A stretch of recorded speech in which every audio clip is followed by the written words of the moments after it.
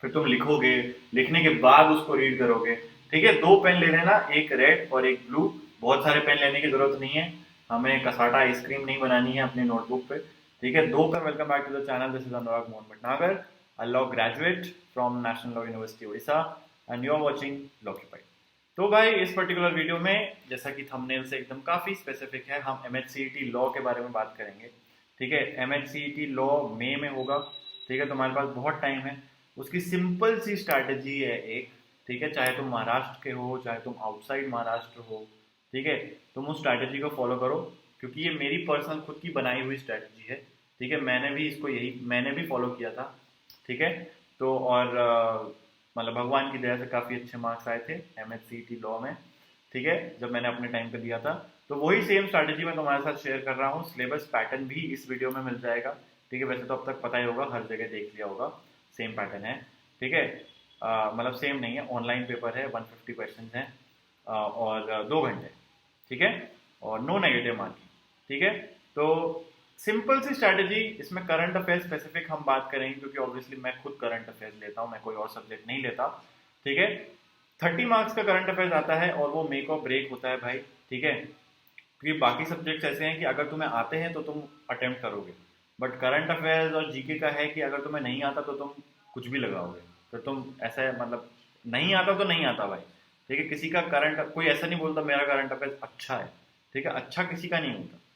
अगर तुमने उसके बारे में पढ़ा है कहीं, तुम्हें पता है, तो तुम आंसर लगाओगे, वरना तुम्हारा आंसर गलत हो जाएगा।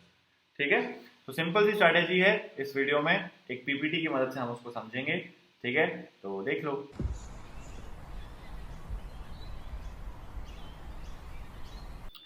तो गाइस, जैसा कि हम बात कर रहे थे कि हम इस वीडियो में MHCET लॉ की स्ट्रैटेजी देखेंगे, तो भाई मई में एग्जाम है। ठीक है, मई में एग्जाम है, अभी तुम्हारे पास काफी टाइम है। तो अगर बोर्ड्स हैं तुम्हारे, नहीं भी हैं, किसी ने ड्रॉप लिया है, तो उसके लिए भी मतलब सेम स्ट्रैटेजी है। मैं बस सिलेबस बताऊंगा, पैटर्न बताऊंगा, और करंट अफेयर स्पेसिफिकली क्योंकि मैं खुद करंट अफेयर्स देता हूँ, है ना, तो उसकी स्ट्रैटेजी पे हम थोड़ा सा डिटेल में डिस्कशन करेंगे। बहुत ही छोटी सी वीडियो होगी, मुश्किल से 4 स्लाइड है। ठीक है, तो ज्यादा टाइम भी नहीं लगेगा, बट एंड तक देखना। ठीक है, ताकि तुम्हें फिर अच्छे से समझ आए कि स्ट्रैटेजी क्या फॉलो करनी है। ठीक है, थोड़ा सा प्रमोशन कर लेते हैं एक स्लाइड का। तो भाई ये टेलीग्राम ग्रुप आप लोग ज्वाइन कर सकते हैं, लॉक्यूपाइड नाम है, इस क्यूआर कोड को स्कैन कर लेना। तो मिलेगा क्या बदले में? आपको फ्री पीडीएफ मिलेंगी, शेड्यूल मिलेगा क्लासेस का जो हमारी होती है, हमारी यूजुअली वीकेंड्स पे क्लास होती है। ठीक है, सैटरडे संडे। और सबसे इंपॉर्टेंट जो हाईलाइट है वो ये है कि द हिंदू के जो डेली न्यूज़पेपर के आर्टिकल्स होते हैं, पूरा न्यूज़पेपर हमें पढ़ने की जरूरत नहीं होती। तो गिनती के मुश्किल से 6-7 आर्टिकल्स होते हैं, वो मैं आपको पीडीएफ के फॉर्म में यहाँ पे ग्रुप पे अवेलेबल करा देता हूँ। ठीक है, तो वो आप जाके देख सकते हैं। ठीक है भाई, तो स्टार्ट करते हैं सबसे पहले बेसिक्स ऑफ द एग्जाम से। तो 2-3 मिथ्स हैं जो कि मैं क्लियर करना चाहता हूँ। सबसे पहला मिथ है कि अगर आप महाराष्ट्र से नहीं हैं तो आप ये एग्जाम नहीं दे सकते। ये एकदम झूठ है। ठीक है, ऐसा कुछ भी नहीं है भाई, हर कोई एग्जाम दे सकता है। बस आउटसाइड महाराष्ट्र कैटेगरी के लोगों के लिए थोड़ा सा कट ऑफ थोड़ा सा हाई हो जाता है। तो वो जो मिथ आपने सुना है कि इस एग्जाम का कट ऑफ बहुत हाई जाता है, वो थोड़ा सा सच है।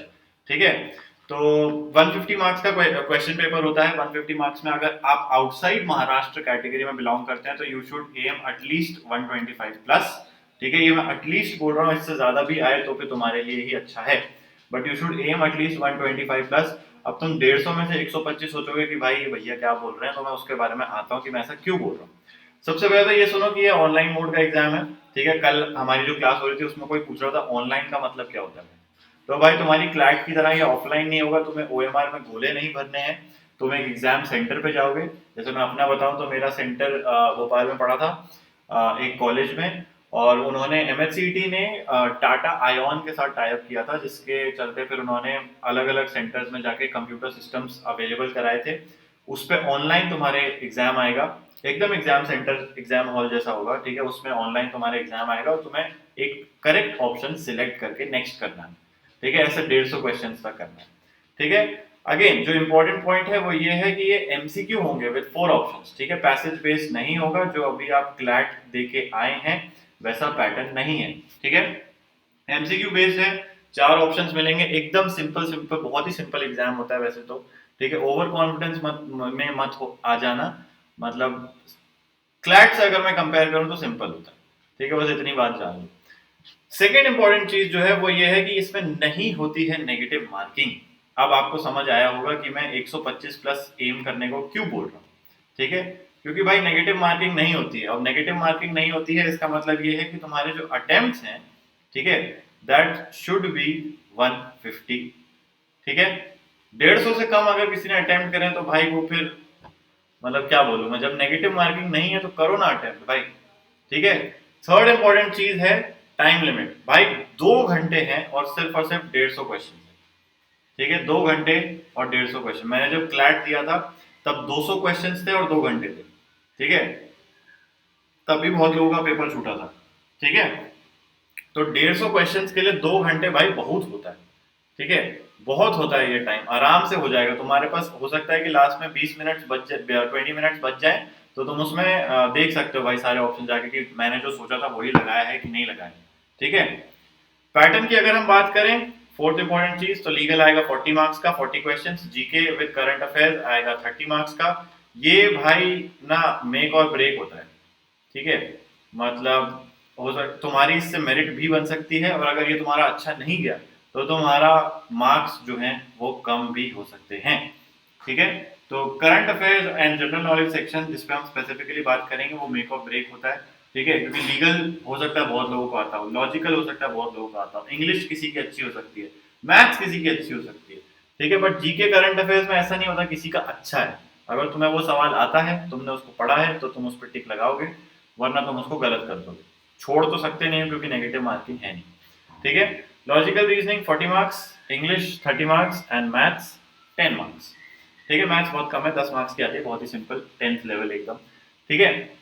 तो जीके विद करंट अफेयर्स की स्ट्रैटेजी पे अब हम बात करते हैं, ठीक है। 30 मार्क्स में से 30 में से कम से कम मैं बोल रहा हूँ भाई 30 में से 25 प्लस आराम से लाया जा सकता है।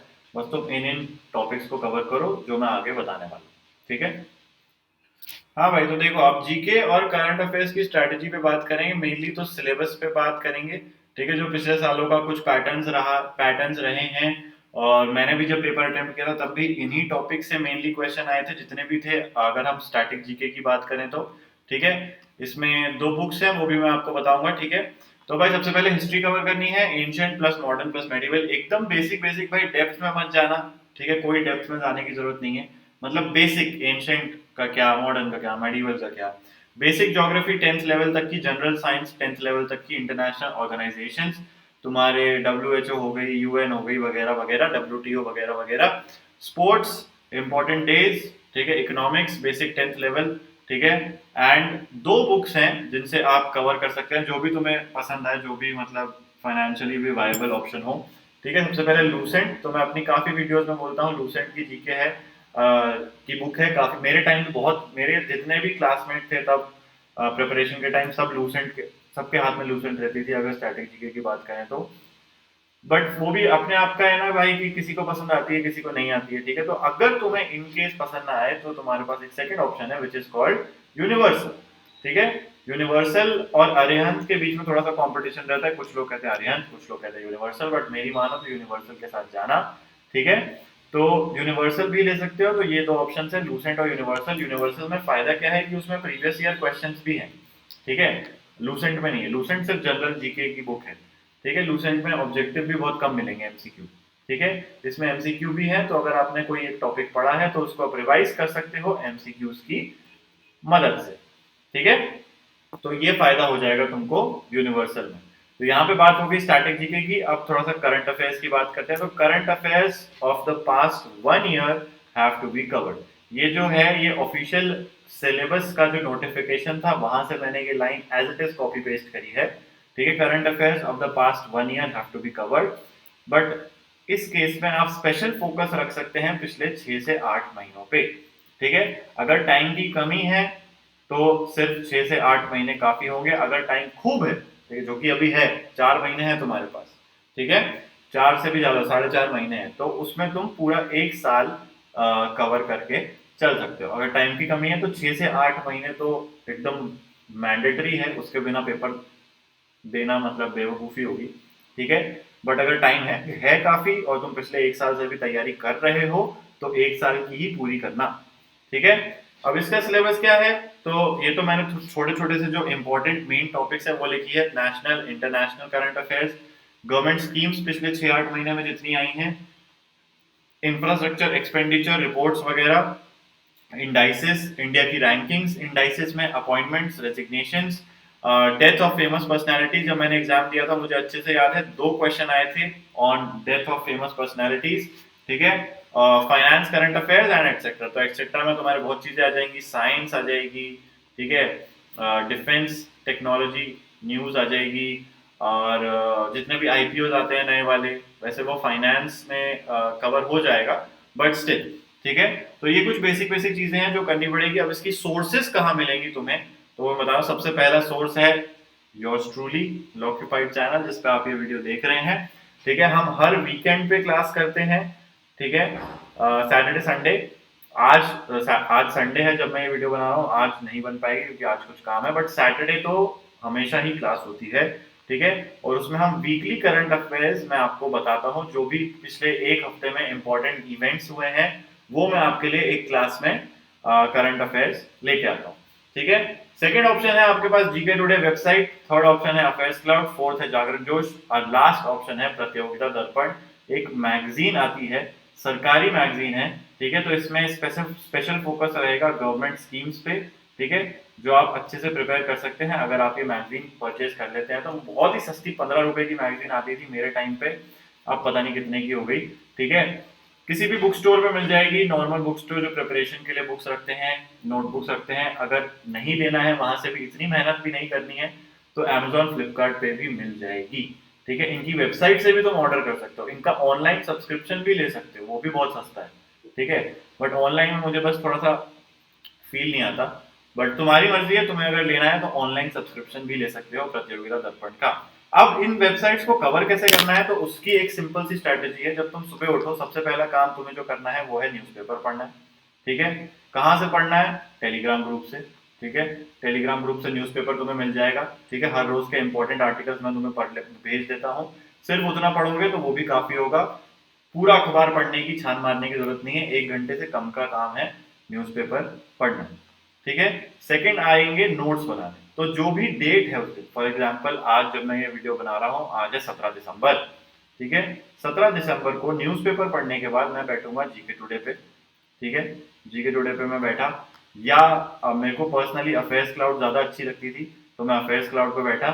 मैंने खोला 17 दिसंबर करंट अफेयर्स, तो एक दिन पहले के करंट अफेयर्स आते हैं ऑब्वियसली, क्योंकि जो उस दिन इवेंट हुए ही नहीं तो वो करंट अफेयर्स में कैसे आएंगे। तो 17 दिसंबर की डेट पे 16 दिसंबर के करंट अफेयर्स तुम्हें अवेलेबल होंगे, उसके तुम्हें बनाने हैं सिंपल से नोट्स, ठीक है। एक मोटी सी नोटबुक लो, उसको डिवाइड करो 5-6 सेक्शंस में, national, international, appointments, resignation, finance, economics, important dates, announcement वगैरह वगैरह, जो भी जैसे भी तुम्हें सेक्शंस बनाने हैं तुम उसको बनाओ।